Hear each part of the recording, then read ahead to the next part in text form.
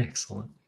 All right, senior home business family, how you guys doing today? We got Drew, Matt in the house talking about senior living as we always do. And Thursday's episodes, we usually focus in on TSL. We're actually going to do that a little bit today. Stay with us about halfway through, give or take a few minutes. I don't know if it's going to be exactly halfway, but somewhere around there. We're going to mention a new component of TSL that's going to blow you away. So if you're in the senior placement space or you're thinking about it and you want to get into it, I'll give you a hint.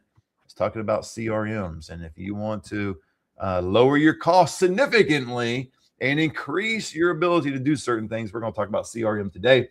But we want to get into, Drew, some 10 fun facts about senior living that you won't believe. And so we're going to get into 10 of these. There'll be 10 Santa Clauses. And the reason we're doing that, obviously, you guys, it's Christmas. If you're watching this video in January, February of 2026, this video is being done in December 2025. And so we're talking about different things that seniors just enjoy, right? And fun facts that you may not even consider or think about. And especially one of the last couple ones that you're going to think about is like, my gosh, really? And now Drew and I were talking off camera how one of these, I don't know if it's actually that true. This is all research, but when we pull it up, I'm like, really? I started doing the math over here on this one going, I don't know, Drew. We're going to talk about that one. To be fair, we say you won't believe this. And yeah, you won't believe it at all. We don't even, some of these we don't believe. Right, exactly. So let's get into it. So 10 fun facts that you won't believe about seniors. Number one, seniors today are more active than ever. Pickleball is booming. Now, I don't know how many of you guys out there play pickleball. I don't. I can see why. I assume that is a plastic ball and a plastic paddle. Is that right? I don't play it. I played tennis back in the day, but I can see where tennis probably would not be a good sport for seniors to play, especially if the ball is coming at you really hard and it hits you in the face. I mean, tennis can be a painful sport. But I think this is a plastic ball and a plastic paddle. Anybody that plays pickleball out there, give me your comments down below and let me know how this thing is operating. Because I hear a lot of people doing this. And and it's supposed to be super active. I don't see how it being super active. I watch a video of it. They barely move. I don't see how it's super active, but people can say, oh, man, it's a great workout. I'm like, you're basically staying in like one area of this box and you're moving like 2 feet each side. Now, not for the seniors. I can see where the seniors just be a major workout, but I'm talking about, I'm not quite there yet, Drew. I'm 57. And I don't know if I don't know if I'd break a sweat playing pickleball. I don't know. Maybe it's that's part of the appeal though, Matt. It's an intergenerational sport. So, I get together, I play with my parents, uncles, grandparents. We can all get around the court enough to make it engaging and fun. Right. I was like, how is that possible? Okay. Pickleball. Anyway, so that's one of the things. But hey, seniors are more active than ever today. I mean, we hear that from communities. And I think in a lot of ways, Drew, it's how the communities are designed and what their focus is today, right? I mean, maybe way back when, I don't know, because I didn't know anything about senior living way back when, but maybe it was just more about just the care, which it should be, guys. That is the most important matter of all, is the ADL's behaviors, the care of the senior. But when you can throw in some meaningful activities, things that seniors enjoy, the preferences are always there. I love it. And then number two, the second Santa Claus, Drew, is assisted living is more like a hotel than a hospital. I think a lot of people, including me, before I got inundated into senior living, I would probably think that assisted living is more like a hospital. What do you think? Yeah, exactly. I think, there's that misnomer of nursing homes. A lot of people who outside the industry refer to these communities as nursing homes, even though they're not nursing homes. That's just a old term from the 50s and 60s that is now out of place. But yeah, I think the term a lot of people use is like stationary cruise ship.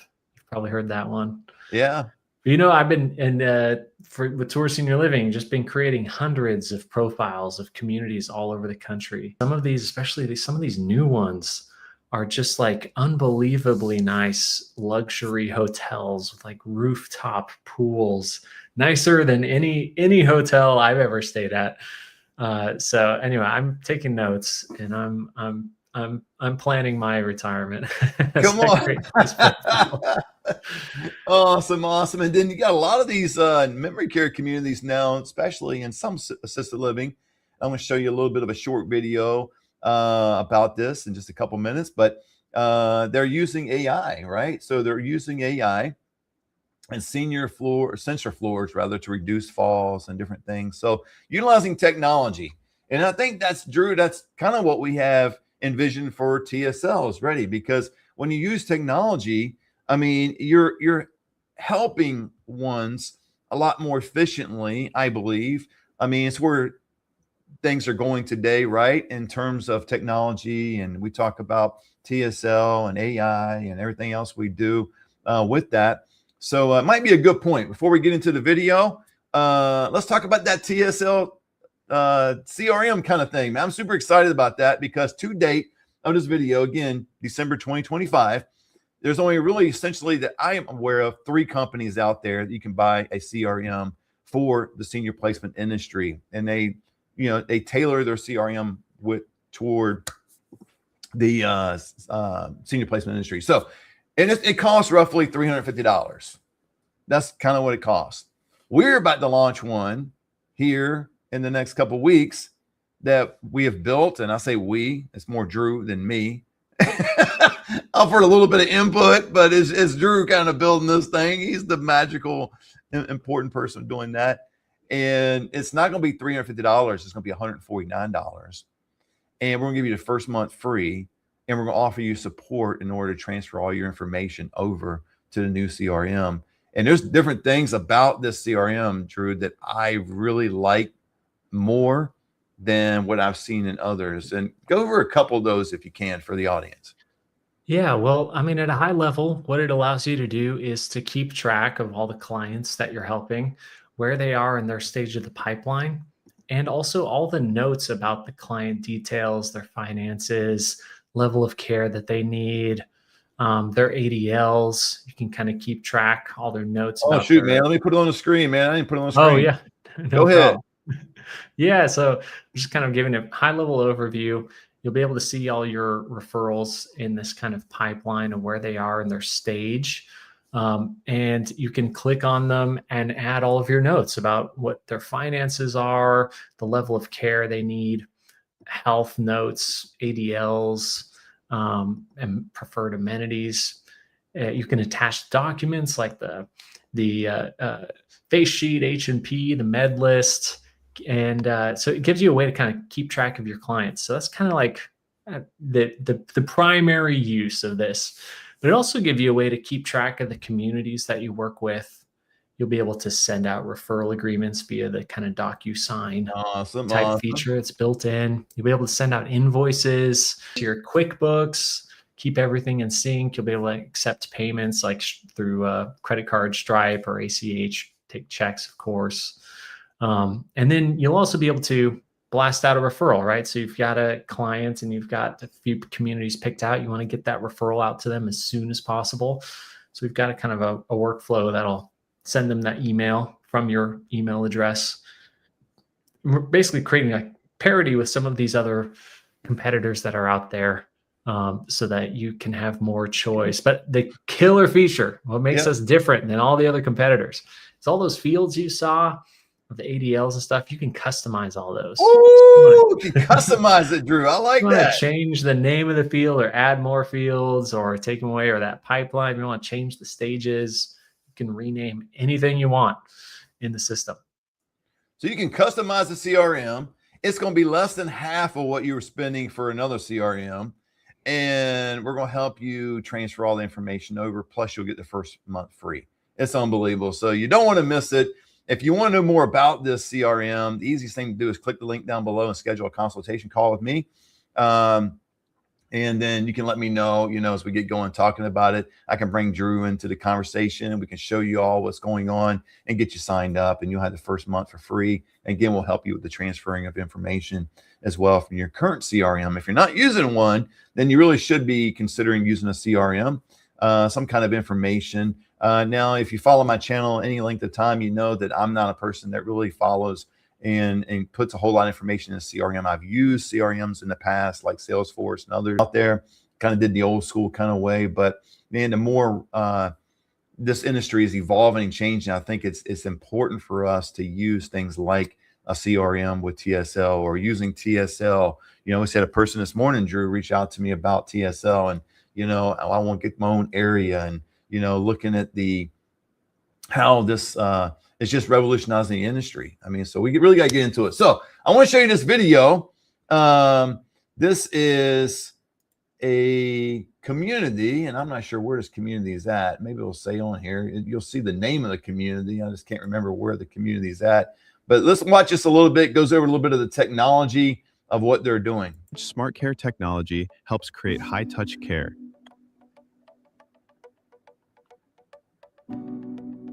Smart access, Drew. Linda never fumbles for keys. Her secure wearable unlocks the door the moment she arrives, logging a safe entry for staff.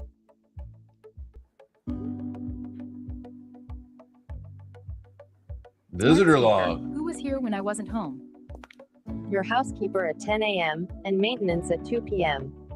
That's probably more for independent. That would be memory care. Huh? Yeah. Smart anchors track temperature, never images or speech. Smart speaker, what's the temperature? 71.2 degrees Fahrenheit. It's kind of like Alexa, man. My wife uses this all the time. Yeah. She's always asking what the temperature is and setting a timer. I like this piece. Assistance request received. We'll watch one more. This is fall detection. This is where I think is really If Linda falls, a light will automatically turn on and a fall alert will automatically be sent to the team. The team will then call Linda to check in on her. If Linda doesn't respond, they will rapidly go to Linda's residence. Yeah, I like that piece there a lot. I mean, That's cool. Communities have used pendants and still do, for years now. And we had a situation where the actual pendant, the battery, wasn't changed out properly, and the pendant didn't work. And unfortunately, the senior was on the floor for like 12 hours. And the pendants have to be manually activated, right? They don't have inbuilt fall detection. Yeah. Yeah, you just have to push them. And so there's always this big dilemma and discussion about whether, they have them around their neck, they have it around their wrists.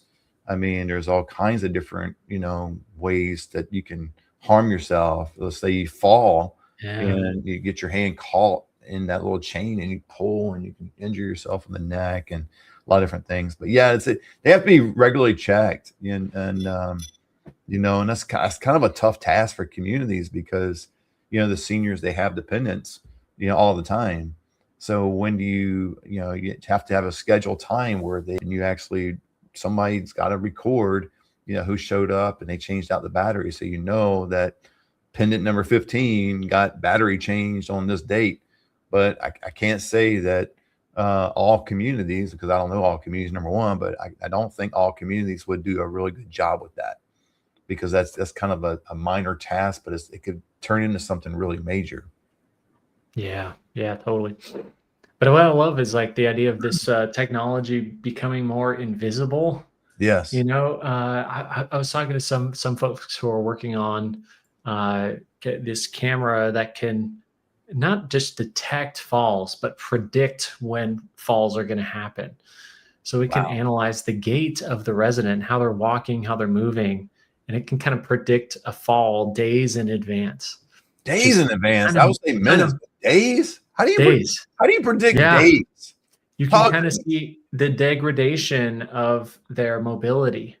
I know, but days in advance, like I'll say, so it's the same routine, right? They're walking the halls. Okay, I get it now. Okay, they kind of see how they walked yesterday down this hall, and then they walked a little bit differently because if it wasn't all the same kind of terrain and places you're going down the same corridor and all that, I don't know how they would gauge that. But I get it now because it's more routine, and they're not as strong today as they were yesterday, or they kind of moved a little bit. And man, that's crazy how they could detect that. So what happens? Does someone get alerted when they detect that, hey, a fall could be happening? And that's the idea, and that, I think that's mostly the challenge with some of these technologies in senior living communities. How do you integrate it into the caregivers and the staff.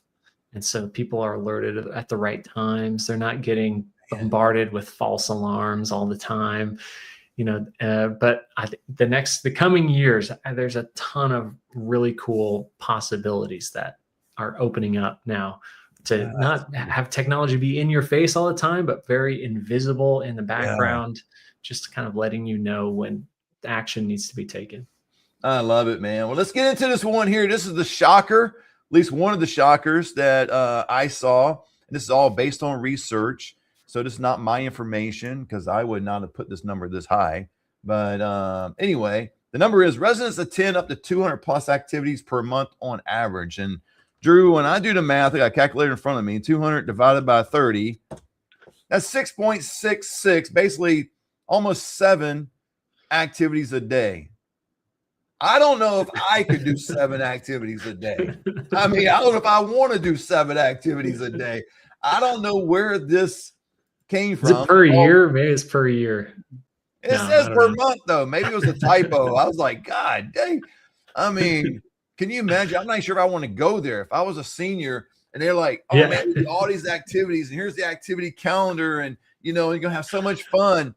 And, Matt, you're going to go to 7 activities a day. I'm like, okay, this morning, afternoon, evening. And so that means I'm going to 2 in the morning, 3 in the afternoon, 2 in the evening. Like, dude, when am I going to have time to relax and watch a football game or something, or kick back and, whatever. But I don't know how accurate that is. I do like to see communities that are promoting activities, and not just promoting them in the form of a brochure or big calendar on the wall, but they actually are doing these activities. I love to see that. I don't know if they're doing 7 a day. I doubt it. But I do have this one guy. He went to a senior independent community, and I've told this story once before on this channel, probably about a year or so ago. But it's worth repeating. It's a guy that lived by himself in a mobile home park. He injured himself, but it wasn't to the place he needed assisted living at the time. So he wanted to go into independent, and he would call his son twice a day. Morning and evening, morning and evening, morning and evening.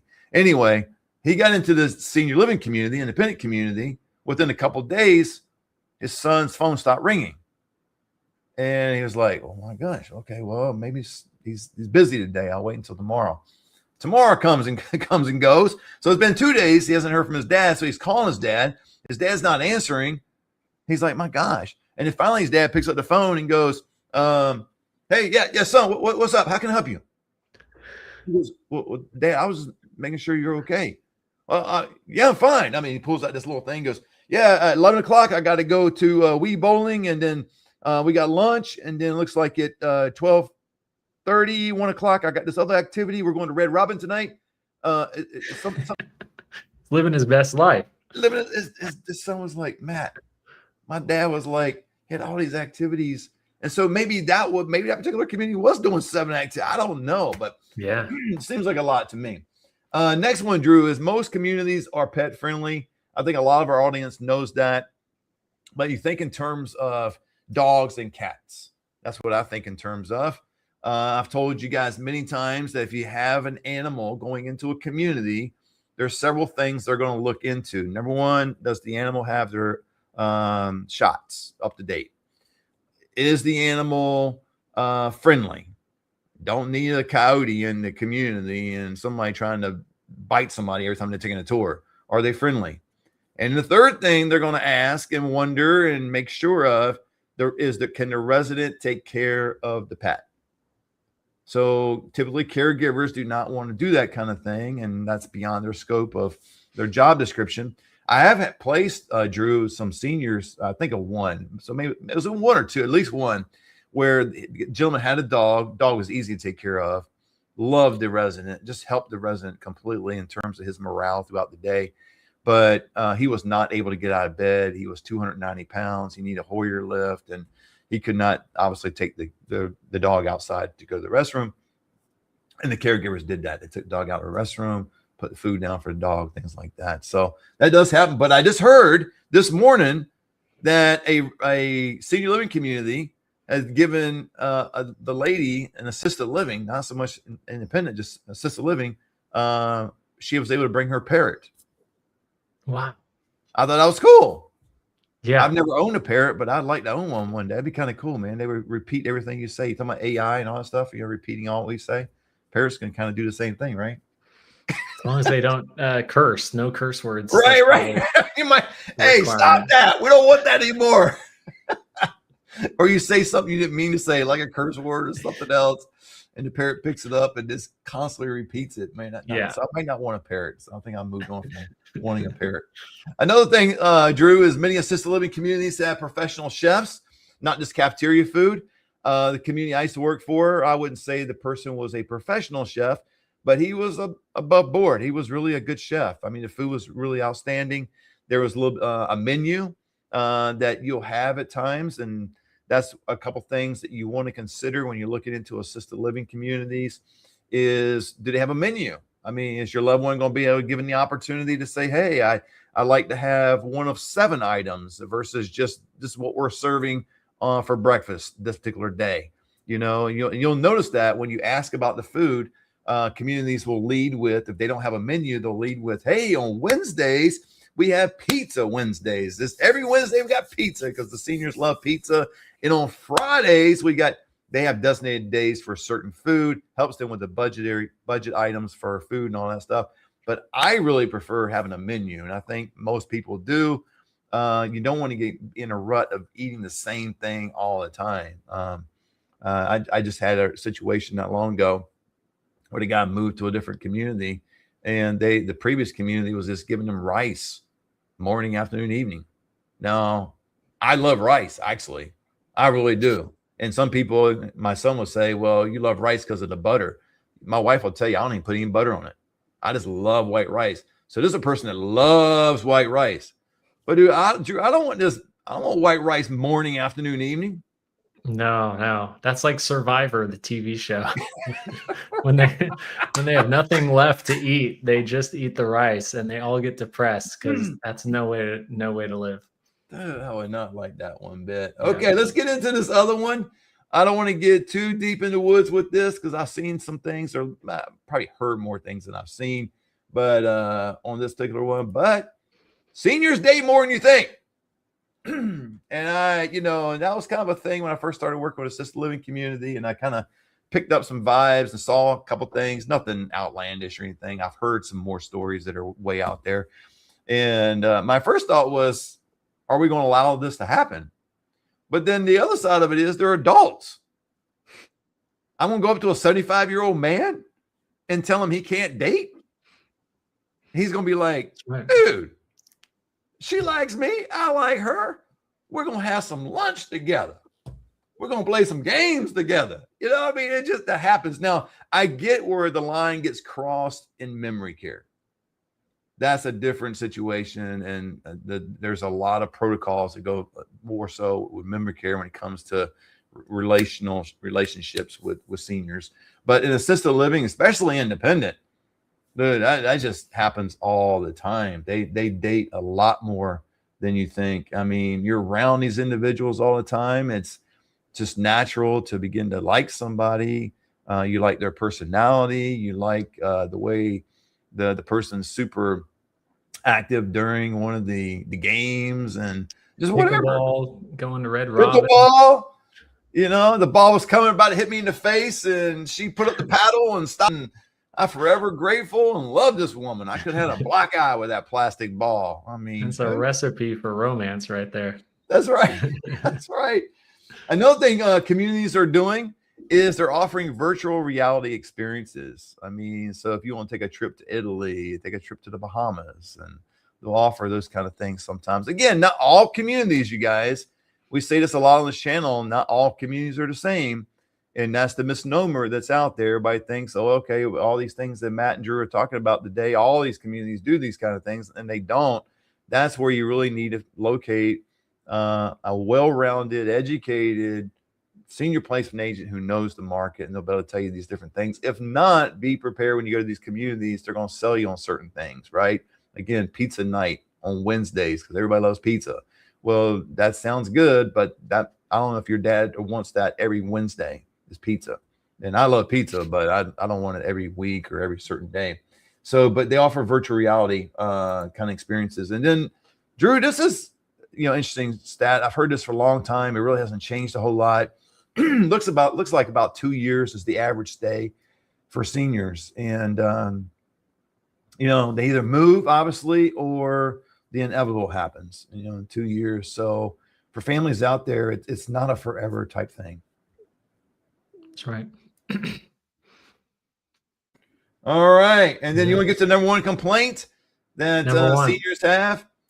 It's not the food. It's not being included. And that's where you really want to make sure that mom or dad is in a vibrant community. Now, when I say vibrant, it's based on their needs. Because if you're an independent senior, I think it's crucial that you get part of a community that they will do a lot of these activities and different things. And even in assisted living, if your ADL's activities of daily living is minimum, I mean, you're able to get out of bed, right? I think it's sad, and I encourage families not to do this very thing of moving mom or dad into an active community if mom and dad can't get out of bed. They're bedridden. They need a Hoyer lift to get out of bed. They have 7 ADLs. I mean, I think that's more torture than anything, because they're going to hear about all these activities are going on a daily basis, and they cannot participate in any of them. I think that's terrible. So a lot of times families, Drew, will make a decision based on, this is how I see mom. Mom used to be aspirational. Yeah, she used to be able to do this 5 years ago. She would really appreciate it. And I feel better about myself getting mom into a better community. But if she can't do any of those things, it's enough. If she can't do any of those things temporarily because of a surgery or something, I get that. But if it's like, I give an example of a gentleman that was that dog, a 290-pound gentleman, couldn't get out of bed. Well, I mean, that's not going to change anytime soon. It may never change. And why put him in an environment where he's going to hear about all these activities going on all around him, and he can't participate in any of them. So, but yeah, their number one complaint is not the food. It's not being included. So what do you do when you got the 290-pound gentleman who can't do the activities? I think they need to be in a residential care home. That's an outstanding care home. And you have others going around him, family, other residents, the caregivers will be able to attend to him a lot. I don't say better, because caregivers are caregivers and they all vary in experience, their level of experience, but he'll be attended to a lot more frequently because there's less people there. And that just makes sense. And so he'll probably feel more a sense of involvement with that group than he would being in his apartment, being checked on 3 times a day and pretty much being left alone. So anyway, what do you think of that list? Even at different communities, you might have the same level of care, assisted living, but community A has a much more activity-packed, higher, faster pace of life, and community B might be a slower pace. So you're kind of matching your client's pace of life to which community would best match that kind of energy. Yeah, I think I'm going after the community who's got 4 activities a day. 7's too much for me. 7's too much. That'd be a deal breaker. Matt, you're gonna do 7 activities each day. Yeah, watch. Yeah, you think so? I'm going down the street. ABC community over here only does 4 a day. I like that a little better. Yeah. It's my speed. So hoping this was helpful for you. And if you'd like to know more about what Drew and I do on a daily basis, you can click down, schedule a consultation call with myself, watch a couple free webinars. If you're interested in CRM and switching over, I know switching over could be a pain in the butt, but if it's going to save you $200 a month, you get the first month free, and we're going to help you with the transfer of information, and you can do a lot more with our CRM than what most are offering today. I would encourage you to do it, because it's actually going to expand your business. It's going to help you get to the place and level that you want to get. So until next time, God bless.